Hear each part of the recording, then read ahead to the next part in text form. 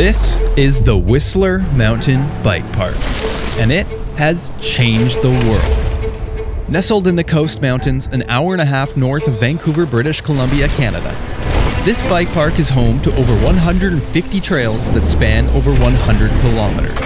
From massive jumps and punishing technical descents to flowy berms and beautiful single track, the Whistler Bike Park has it all. In just over 2 decades, it has gone from humble beginnings to the world's most famous bike park. But to find out how we got here, we need to go all the way back to the beginning.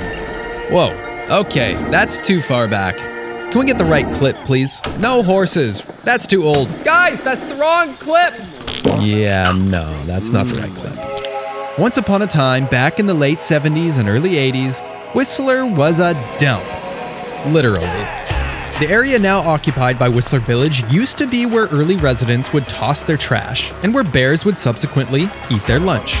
When plans for a new village were developed, the dump was relocated and construction began on what would become Whistler Village.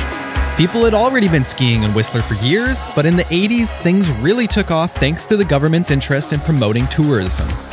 More hotels and restaurants, more chairlifts, and more people. Whistler quickly transformed into a world-class destination for various recreational activities and sports. And in the late 80s, the mountain slopes welcomed a new sport, mountain biking. In those days, the only way to get up the mountain was to either pedal or take a guided tour up the gondola. With skin-tight spandex, styrofoam helmets, and hardtail mountain bikes, riders took to the slopes riding some of Whistler's earliest trails. And it didn't take long for thrill seekers to realize that Whistler's summer landscape was the ultimate playground for getting radical on 2 wheels. Events like the Cactus Cup drew humongous crowds of eager spectators, proving that all this mountain bike stuff wasn't just a sport, it was a spectacle.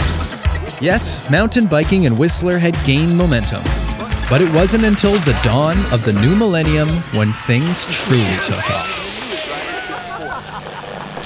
In the summer of 1999, the Whistler Mountain Bike Park opened its gates to the world.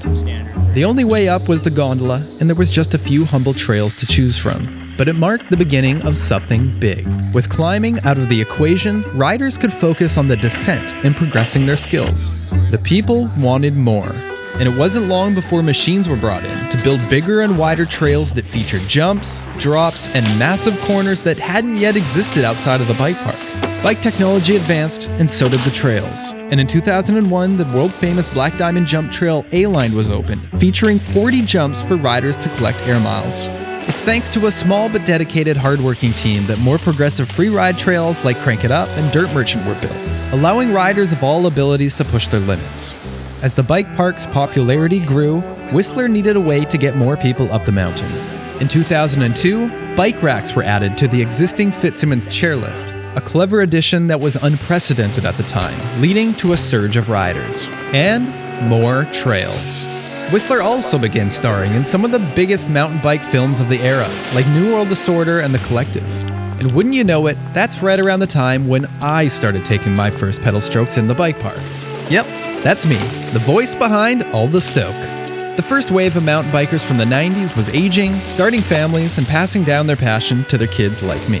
And the bike park was the perfect place for youngsters like me to hone their skills without burning all that energy on the way up. As the Whistler Bike Park expanded, its trails occupied just a fraction of the mountain. With more space to play, it wasn't long before the bike park set its sights higher, literally reaching for the peaks above. Nestled in the mountains of British Columbia, Canada, just a short drive from Vancouver. In 2004, Whistler expanded with the Garbanzo Zone, tripling the elevation of the bike park. Riders could now take a lift all the way to 1,677 meters and descend nearly 1,000 meters back to the village. Freeride mountain biking was the hot new thing, and the Garbanzo Zone was the perfect place for an adrenaline rush. New trails were added, offering riders even steeper terrain to push their limits. That same year also marked the inaugural Crankworx Festival, dubbed the Super Bowl of mountain biking. Whistler showcased its mountain biking excellence to the world, and the world responded by showing up by the tens of thousands. But it wasn't just the public getting involved. Big-name advertisers also took notice, and soon massive features were adorned with mainstream brands. The early Crankworx events were hugely successful, and would soon evolve into a global series with stops around the world. In just a few short years, Whistler Mountain Bike Park had become mecca for mountain biking. By the mid-2000s, bigger and bigger movie segments were being filmed, summer camps were added to help the next generation of shredders progress, and people from all over the world were flying in to ride the now legendary bike park. In 2011, Whistler Bike Park celebrated its 1 millionth rider. Mountain biking was no longer a fringe sport, and the bike park was no longer just for the hardcore. Like skiing, mountain biking became a popular recreational pursuit, and with trails catering to every skill level, Whistler became an ideal destination for vacationers seeking outdoor adventure. In 2012, Whistler unveiled the Top of the World Trail, launching riders from the mountain's peak at 2,130 meters, adding 400 meters of elevation to the bike park, and offering riders a true alpine experience. Meanwhile, the next generation of downhill racers were cutting their teeth. In the mid-2010s, the young talents like Jackson Goldstone and Finn Isles were sharpening their skills in the bike park before showcasing them on the world stage. Filming in the bike park was also no longer just for big production companies. Advancements in camera technology meant that more and more content was being created by photographers and filmmakers, spreading images of the bike park far and wide. Some of these videos garnered millions and millions of views online and helped those filmmakers and riders make names for themselves.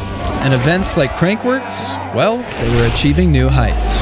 Fans were more stoked than ever to cheer on their heroes as they whizzed by. And the Joyride Slopestyle contest attracted massive crowds of over 50,000 spectators year after year. But the bike park wasn't just for the pros. Continuous efforts were made to help riders progress no matter what their ability. Park infrastructure got better, and improved trail maps were added with a clear progression matrix as well as adaptive trail ratings for riders who were differently abled. In 2015, Whistler opened yet another new zone, Creekside. The area widened the bike park and added a mix of machine-built flow and challenging single track. With Creekside's introduction, Whistler now boasted over 70 trails covering more than 80 kilometers. A pretty impressive leap from the trail network of 1999. With new zones and trails came more construction, more renovations, and ultimately more riders. Throughout the decade, the expanding trail crew stayed busy updating old features, constructing new skills areas for rider advancement, and of course, smoothing brake bumps. Whistler even employed a professional Ron Swanson impersonator to gather feedback and keep everyone informed about the bike park's developments. If you've got a suggestion of how to make the bike park radder, we're in the business of getting rad. 2024 celebrates the 25th year of the Whistler Bike Park, now attracting over 100,000 riders worldwide each season.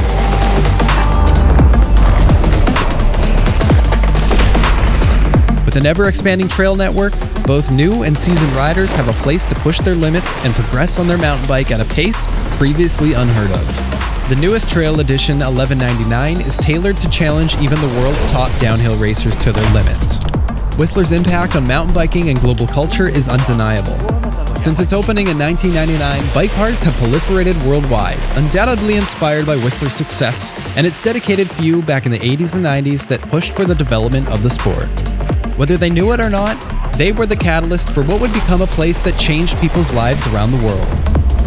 Whether it's your first time or your 100th time, riding the Whistler Bike Park leaves you with a level of amazement unlike anywhere else. And that is how the Whistler Bike Park changed the world. Think of that bike. This bike was really good until it made it break. Now it's a piece of poop.